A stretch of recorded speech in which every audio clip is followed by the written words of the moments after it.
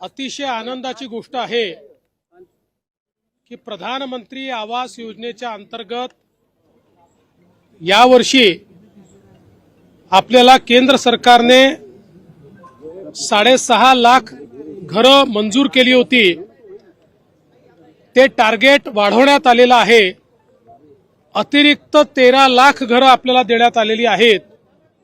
एकूण आपण विचार केला तर जवळपास यावर्षी केंद्र सरकारच्या वतीनं महाराष्ट्रातल्या गरिबांकरता, कच्च्या घरात राहणाऱ्यांकरता, बेघरांकरता एका वर्षात 20 लाख घरं देण्याची अनाउन्समेंट आताच केंद्रीय ग्रामविकास मंत्री आदरणीय शिवराज सिंग चौहान साहेबांनी केलेली आहे।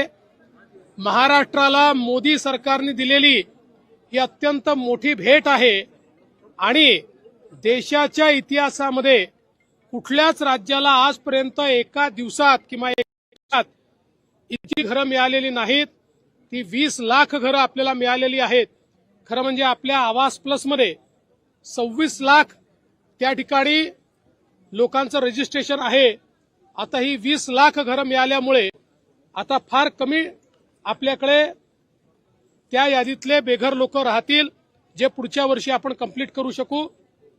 त्याचसोबत एक अजून महत्वाची अनाउन्समेंट त्यांनी केली आहे की पूर्वी सर्वेक्षणामधले जे निकष होते ते निकष देखील आता त्या ठिकाणी डायल्यूट करण्यात आलेले आहेत।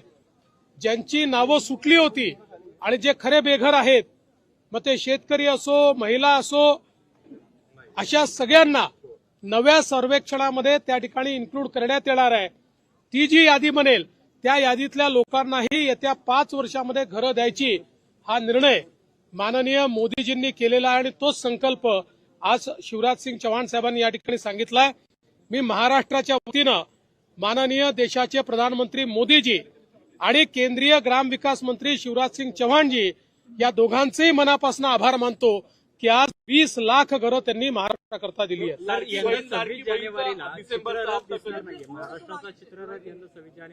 त्या संदर्भात आशिष शेलारांनी स्पष्टपणे आपल्याला सांगितलेलं आहे, वारंवार सांगण्याची आवश्यकता नाही।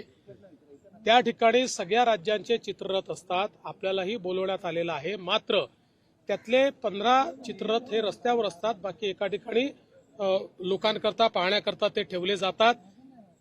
आलटून पालटून राज्यांना संधी मिळते। गेले 4 वर्ष आपल्याला संधी मिळाली होती, म्हणून यावर्षी आपल्याला संधी नाही आहे। मागच्या वर्षी मोठ्या 3 राज्यांना संधी नव्हती, त्यामुळे याच्यात काही वेगळं होत आहे किंवा महाराष्ट्राला डावललं जात आहे वगैरे असं काही नाही आहे। तथापि आम्ही पुन्हा एकदा विनंती करून बघणार आहोत की समजा अजून काही तुम्ही जर इन्क्लूड करणार असाल तर महाराष्ट्राचा करा, पण याच्यामध्ये हे रुटीन आहे, याच्यामध्ये कुठलंही वेगळेपण नाही। परभणीमध्ये राहुल गांधींनी टीका केली आहे तुमच्यावरतीच की तुम्ही मुख्यमंत्री आहात आणि कस्टोडियल डेथ ही गृहमंत्र्यांची जबाबदारी असते, त्या अर्थाने तुम्ही गृहमंत्री आणि मुख्यमंत्री दोघेही आहात।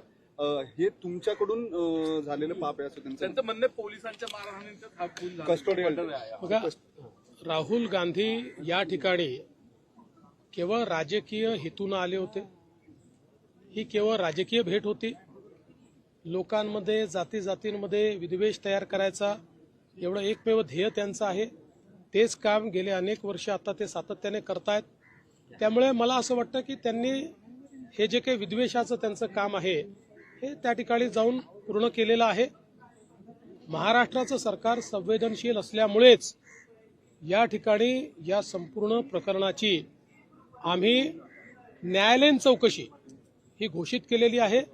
न्यायालयीन चौकशीमध्ये या संदर्भातलं सगळं सत्य आणि तथ्य बाहेर येईल, काहीही लपवण्याचं कारण नाही आहे। आणि जर त्या चौकशीमध्ये कुठल्याही प्रकारे मारहाणीमध्ये किंवा अशा प्रकारच्या गोष्टींमुळे हा मृत्यू झालाय असं बाहेर आलं तर कोणालाही सोडलं जाणार नाही।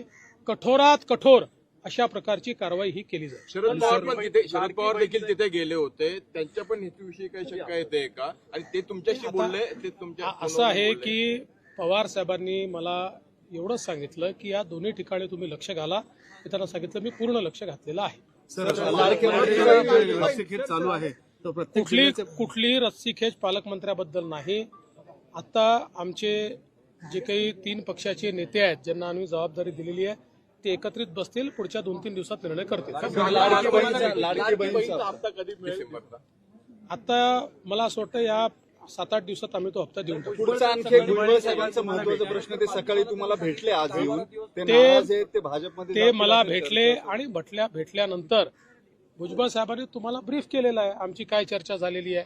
वेगळ्याने ब्रीफ करायची आवश्यकता नाही. भुजबळ साहेब आमच्या महायुतीचे एक प्रमुख नेते आहेत आणि तिन्ही पक्ष मग ते अर्थातच राष्ट्रवादीचे आहेत म्हणून तिथे त्यांचा सन्मान आहेच, पण आमच्या तिन्ही पक्षाच्या नेत्यांच्या मनात त्यांच्याबद्दल सन्मानाची भावना आहे. महायुतीच्या विजयामध्ये त्यांचा देखील एक महत्वाचा वाटा राहिलेला आहे आणि स्वतः अजितदादा देखील त्या ठिकाणी त्यांची चिंता करतात. मुळातच भुजबळ साहेबांना ज्यावेळेस अजितदादांनी मंत्रिमंडळामध्ये घेतलं त्यावेळी भुजबळ साहेबांना डावलण्याचा त्यांचा हेतू नव्हता. त्यांनी मला सांगितलं की आमची इच्छा आहे की आमचा पक्ष हा राष्ट्रीय पक्ष राहिलेला आहे, आम्हाला तो राष्ट्रीय स्तरावर मोठा करायचा आहे आणि राष्ट्रीय स्तरावर भुजबळ साहेबांसारखा एक नेता ज्याला देशाच्या अन्य राज्यातही मान्यता आहे त्यांना आम्हाला राष्ट्रीय पातळीवर पाठवायचं आहे.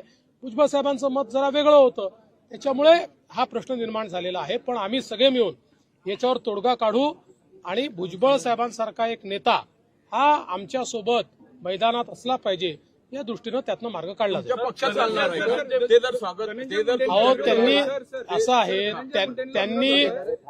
त्यांनी अशी मागणी केली नाही, अशा प्रकारचा कुठला विषय समोर आलेला नाही.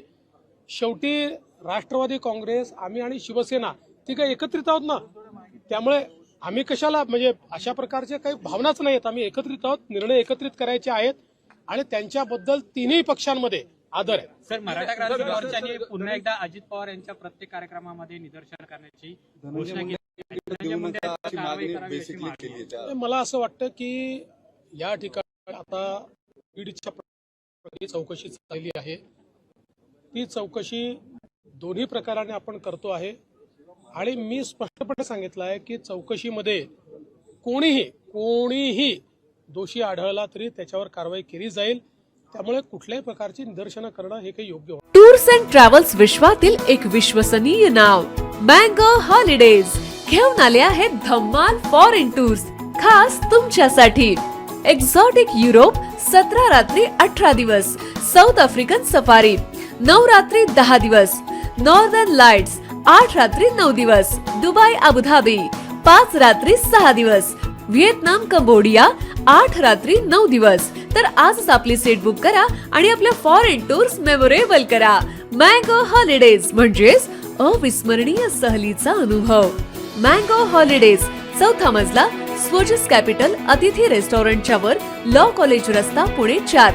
संपर्क पुणे 83 839 505 किंवा 80 80 81 74 54. मुंबई 83 839 503 किंवा 96 53 18 74 78.